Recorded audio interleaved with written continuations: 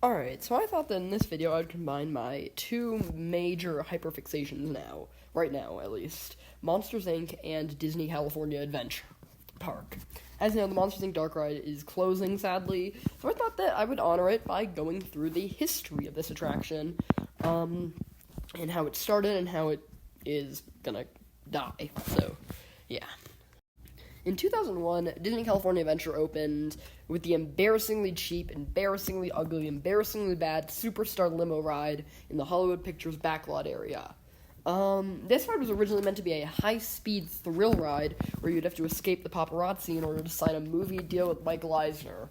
But due to Princess Diana's death, this was too controversial, so they changed it to a slow-moving dark ride with B-list celebrities and very, very ugly sets. Yeah, the ride was pretty bad. It closed literally, within a year, just of operation. It was that hated by just everyone. Even Disney themselves hated it. So, they began plans to rework the attraction. They had two ideas. One, have it be Goofy's Superstar Limo, where instead of the celebrities, you would be met with classic Disney characters.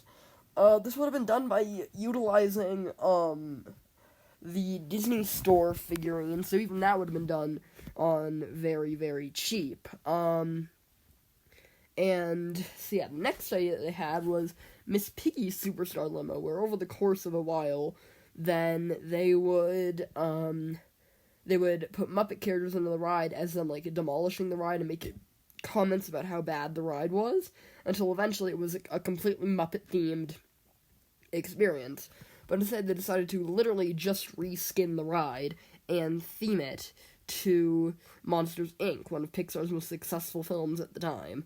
And so it was. The Mickey and Muppets retheme ideas were completely gutted, and Monsters, Inc. it was. So in 2008, Monsters, Inc., Mike and Sulley to the Rescue opened at Disney California Adventure. And honestly, anything's better than Superstar Limo. It doesn't even matter if it fits into the Hollywood theming. Mostly because I love Monsters, Inc., and also because, yeah, it's just a better ride than Superstar Limo ever was. And it's, even if some people dislike the ride, everyone can agree that this ride is much, much better than Superstar Limo, and I think the Muppet theme would have been really funny and really cool, and so I do kind of wish we got that, but Monsters, Inc. it was. In 2008, guests were blessed with Monsters, Inc. Mike and Sulley to the Rescue in Hollywoodland at Disney California Adventure. We went through a beautiful facade and queue inspired by the movie's opening credits and the fictional Monstropolis Transit Authority.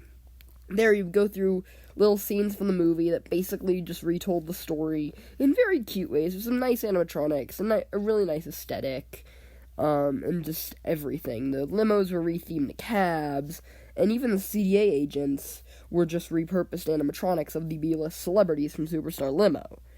Overall, it was a really fun ride experience, and one of the few rides geared towards kids at the park. But it really is just a really fun ride. It basically is the same ride as Superstar Limo, but with repurposed animatronics, a different facade, different queue, different ride vehicles, and everything. It kept the same track. But in general, it's a really, really good ride that fits right in with Hollywoodland.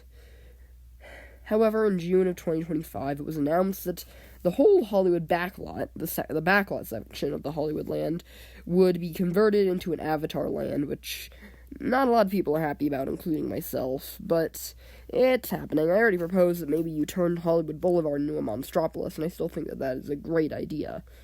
So I hope you enjoyed this brief history of Monsters, Inc., Mike and Sulley to the Rescue. Take time to honor it before it gets replaced.